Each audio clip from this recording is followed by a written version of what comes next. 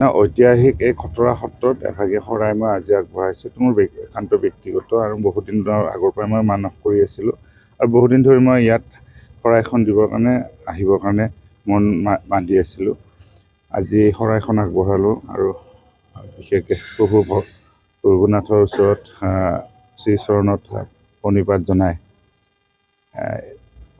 বিশেষভাৱে সকলোৰে সমাজৰ কল্যাণৰ কাৰণে লগতে মোৰ ব্যক্তিগত যি মোৰ মনোকামনা আছে তাৰ কাৰণে প্ৰভু ভগৱন্তৰ ওচৰত মই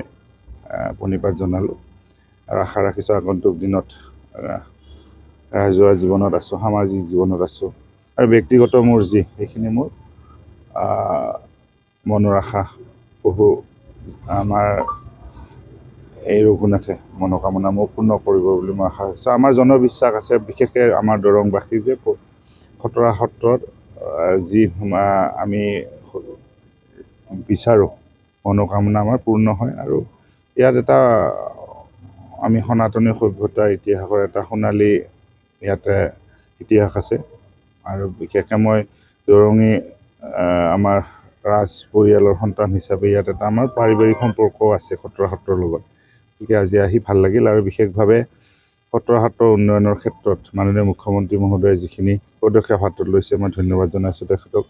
দৰংবাসীৰ হৈ আৰু লগতে সাংসদ দিলীপ শইকীয়া ডাঙৰীয়া, আমাৰ বিধায়ক স্থানীয় বিধায়ক ডক্টৰ পৰমানন্দ ৰাজবংশী ডাঙৰীয়া, এওঁলোকৰ যি প্ৰচেষ্টাত এই খটৰা সত্ৰখন এটা নতুন ৰূপ ল'ব গৈ আছে। গতিকে মই সকলোকে ধন্যবাদ জনাইছোঁ। আচলতে মই মঙলদৈ বিধানসভা সমষ্টিত ৰাইজৰ মাজত সোমাই দলীয় কাম কাজ কৰি ইতিমধ্যে আমাৰ যি দলীয় ব্যৱস্থা এটা আবেদনো মই কৰিছোঁ আৰু মই আশা ৰাখিছোঁ আগন্তুক দিনত মাননীয় মুখ্যমন্ত্ৰী মহোদয় আমাৰ অসম প্ৰদেশ বিজেপিৰ সন্মানীয় সভাপতি সন্মানীয় দিলীপ শইকীয়া ডাঙৰীয়া তেওঁলোকে এটা উচিত সিদ্ধান্ত ল'ব আৰু আশা ৰাখিছোঁ বিশেষভাৱে দলত বহুদিনৰ পৰা কাম কৰি আছোঁ। 1993 চনৰ পৰা দলৰ বিভিন্ন দিশত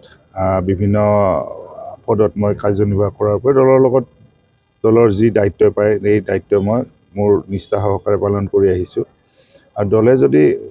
দৰংবাসীক সেৱা কৰাৰ সুযোগ দিয়ে তেতিয়াহ'লে আশা ৰাখিছোঁ মোক এবাৰ সুযোগ দিব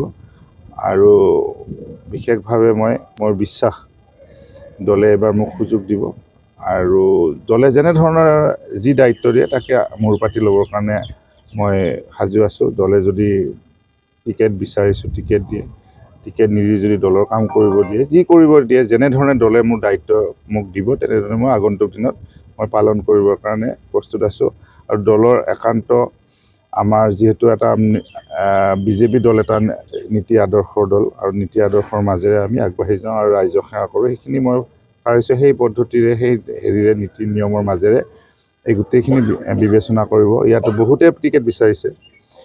তাৰ ভিতৰত দলে যাকে দিয়ে সেই আমি গ্ৰহণ কৰোঁ। মই আশা ৰাখিছোঁ দলে উচিত সিদ্ধান্ত ল'ব।